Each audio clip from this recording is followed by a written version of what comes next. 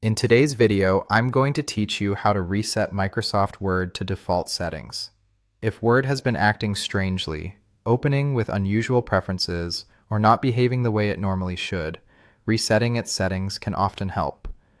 In this walkthrough, I'll show you how to do that using the Windows registry. Since the registry controls important system and app settings, it's a good idea to follow each part carefully and avoid changing anything unrelated.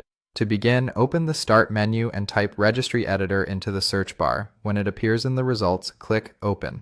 If Windows asks whether you want to allow this app to make changes to your device, click Yes. This is a normal permission prompt, and it simply allows the Registry Editor to launch with the access needed to make changes.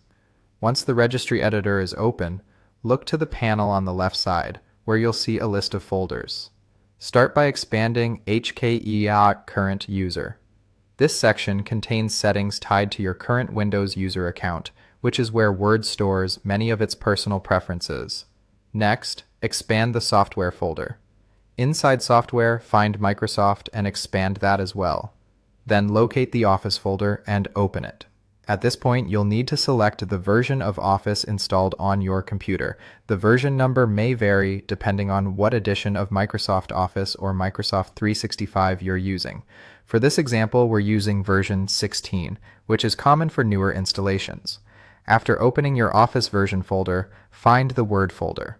This folder stores Word-specific settings for your user profile.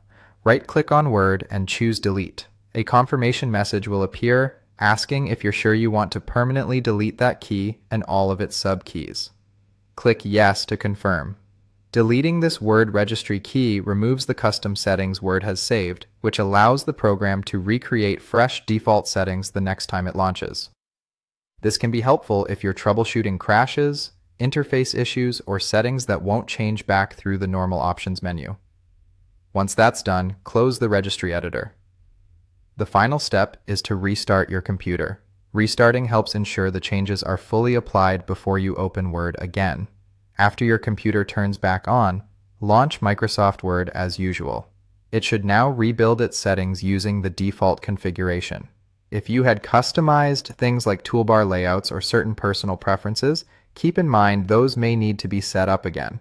And that's how to reset Microsoft Word to default settings.